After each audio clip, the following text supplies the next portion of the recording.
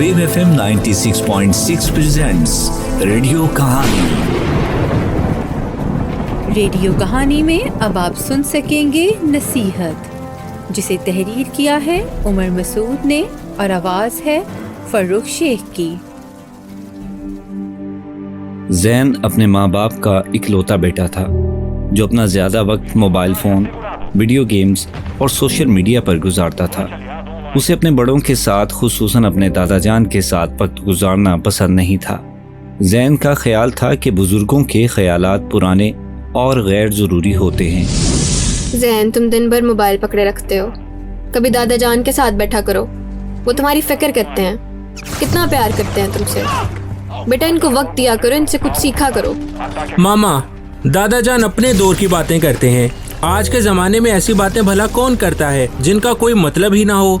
जैन बेटा, बुजुर्गों का तजुर्बा हमारे लिए रहनुमाई का जरिया होता है। तुम इनसे कुछ सीखने की कोशिश क्यों नहीं करते? पापा, मैं अपने दोस्तों के साथ बहुत खुश हूँ। मुझे दादा जान के पुराने ख्यालात सुनने की कोई जरूरत नहीं है। जैन बेटा, तुम्हारे दादा जान तुमसे बहुत प्यार करते हैं और तुम्हारे साथ वक्त गुजारना उन्हें अच्छा लगता है। लेकिन मुझे बिल्कुल अच्छा नहीं लगता। जब देखो एक ही बात होती है इस घर में। जैन के इस रवैये से उसके वालिदैन काफ़ी मायूसी और फिक्र महसूस करते हैं। जैन का ज़्यादा रुझान अपने दोस्तों में होने की वजह से वो अपने बड़ों की बात सुनने को ज़्यादा तवज्जो नहीं देता था। उधर जैन के दादा जान अकेले लॉन में बैठे होते हैं। जैन उनके पास से जानबूझकर उन्हें नज़रअंदाज करके गुजर जाता है। जैन बेटा, जैन बात सुनो। जैन तेजी से बाहर निकल जाता है और जोर से गेट को बंद कर देता है।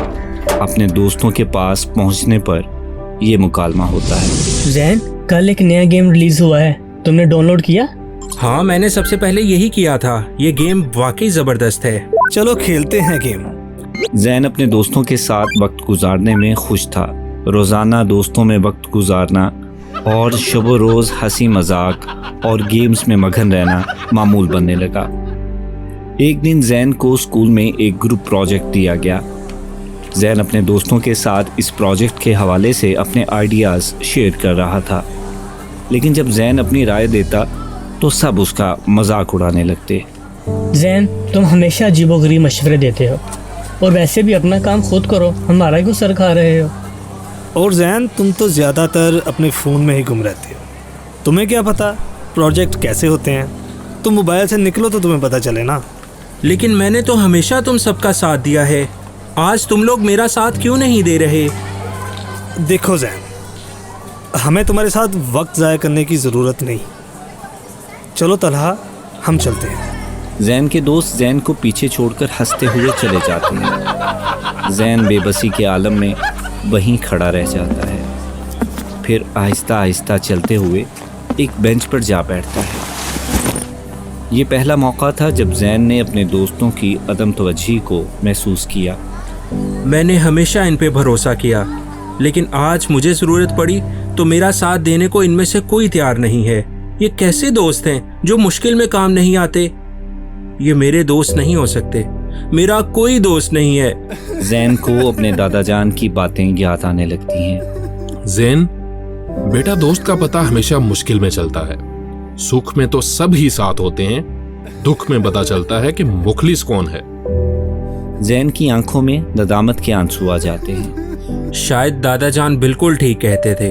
मैंने हमेशा उनकी बात को नज़रअंदाज किया, लेकिन आज जब मुझे वाकई अपने साथ किसी की ज़रूरत महसूस हुई तो मेरे पास कोई भी नहीं था। अब मैं किससे मदद लूँगा? दादा जान की बातें बिल्कुल ठीक थी। जैन आहिस्ता आहिस्ता घर की तरफ चल पड़ता है। रास्ते में उसे एहसास होने लगता है कि कैसे उसने अपना वक्त गलत जगह और गलत सोहबत में ज़ाया किया। जैन के दिल में एहसास की एक चिंगारी जल उठती है। वो समझ चुका था कि दोस्तों की दोस्ती वक्ती है, लेकिन बुजुर्गों का साथ और उनकी रहनुमाई जिंदगी भर का खजाना है। जैन घर में दाखिल होते ही सीधा अपने दादा जान के कमरे की तरफ जाता है। बेटा, क्या हुआ? तुम परेशान लग रहे हो। दादा जान, मेरे दोस्तों ने मेरा साथ छोड़ दिया है। मैंने अपने काम के लिए उनसे जब भी मदद मांगी वो मेरा मजाक उड़ाते हैं। मुझे समझ नहीं आ रहा कि मैं क्या करूं।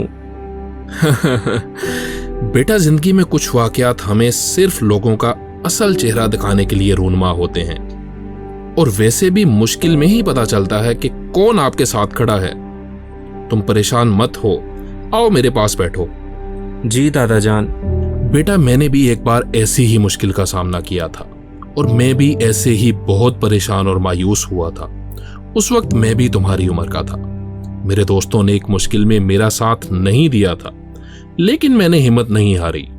मैंने खुद सोचा, अपनी गलतियों से सीखा और अपनी मेहनत से इस मसले को हल किया। जिंदगी हमें यही सिखाती है। दादा जान, आपकी बातें सुनकर बहुत हौसला मिला।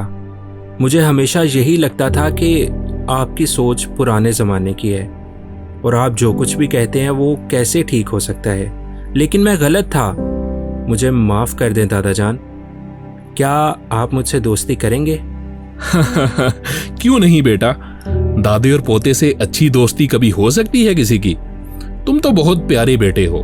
बेटा, बुजुर्गों के तजुर्बात हमेशा रहनुमाई के लिए होते हैं, हमें इनसे सीखना चाहिए। मुश्किलात आएंगी, लेकिन जो हिम्मत नहीं हारते वो हमेशा कामयाब होते हैं। बेटा, हमेशा याद रखो, बुजुर्गों का तजुर्बा तुम्हारे लिए कीमती तोहफा है।